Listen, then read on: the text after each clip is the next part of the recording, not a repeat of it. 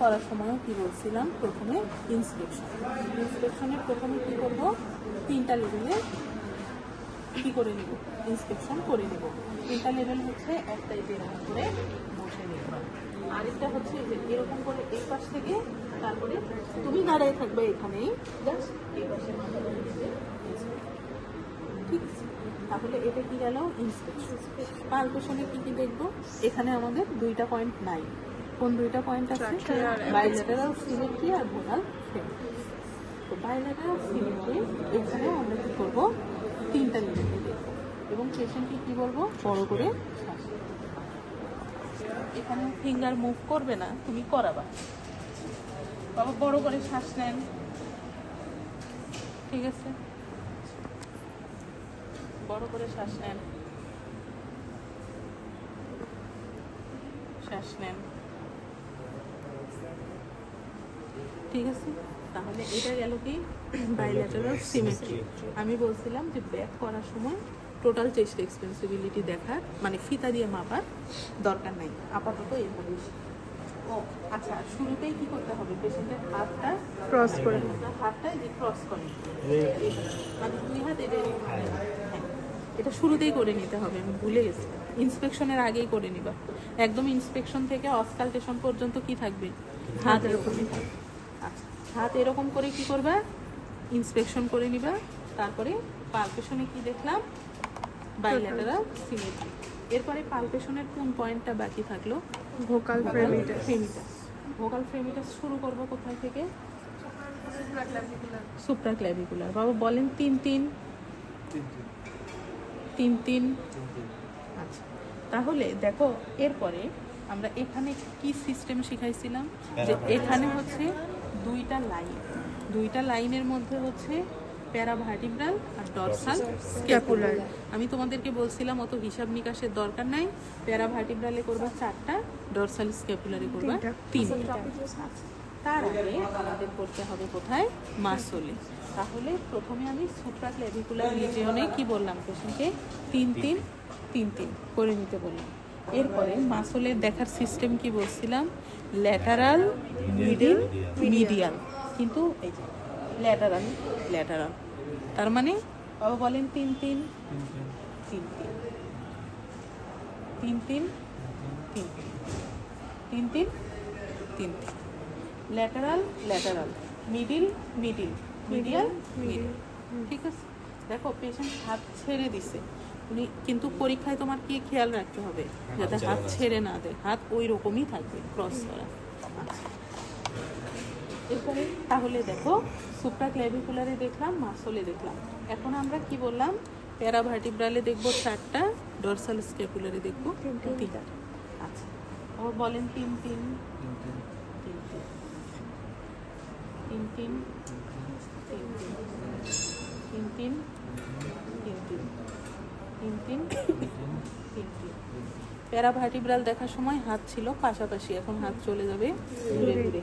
3 3 3 3 3 3, ঠিক আছে। আচ্ছা, এরপরে আসো কিছু হলো পারকাশন। পারকাশনও সেম জায়গায় করতে হবে, দেখে আসলে পারকাশনের সাউন্ড ওইভাবে হয় না, তোমরা করবা আর কি, পারকাশন করতেও দেয় না ভাই। সুপ্রাক্ল্যাভিকুলার রিজনে দেখতে, হ্যাঁ সুপ্রাক্ল্যাভিকুলার থেকেই শুরু করবা। তাহলে সুপ্রাক্ল্যাভিকুলার করার পরে কি করবা, মাসলে কি বলছিলাম, যে মাসলে করলে ইউজুয়ালি ডালই হবে, এজন্য না করলেও হয়, তবে এক্সামিনার ওয়াইজ কি হয়, কিছু কিছু জিনিস ডিপেন্ড করে, অনেকে পছন্দ করে। তো মাসলে যদি করতেই চাও, এই যে এর মতোই, ফ্রেমিটাসের মতো, ল্যাটারাল মিডিল মিডিল,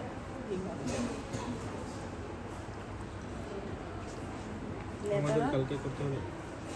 এই যে দেখো, এটা সাউন্ড কেন হচ্ছে না, কারণ স্পেসে করতেছো না বা শক্ত কিছুর উপর করতেছো না, মাসলের উপর করলে কি হবে, সাউন্ড হবে। আপনার সামনে তো করে দরকার নেই, কালকে করতে হবে স্যার, কালকে তো করতে হবে। তাহলে দেখো এটা কি গেল, এরপরে আমরা আবার কি করব, স্পেস করা শুরু করব।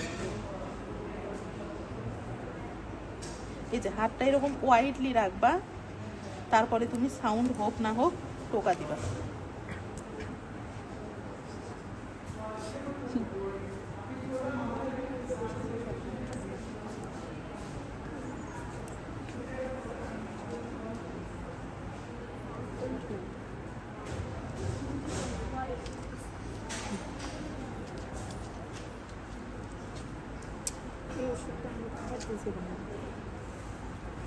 ঠিক আছে, চার এরপরে আমরা কি বাদ থাকলো বলো?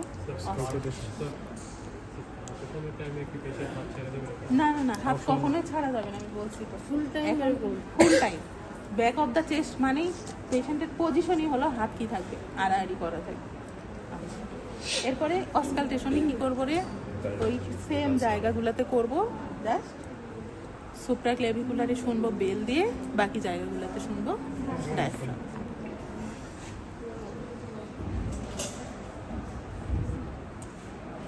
বড় করে শ্বাস নেন তো, শ্বাস।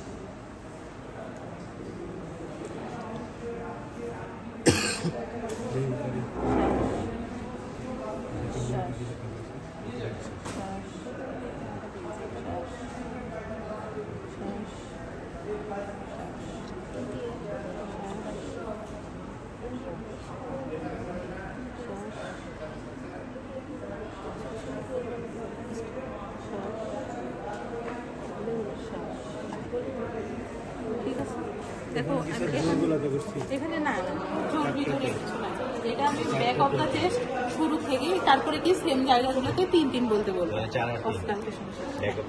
ব্যাক অফ দ্য চেস্ট অসকালটেশনের সময় দেখো আমি 4 আর 3 না করে 4 আর 2 করছি।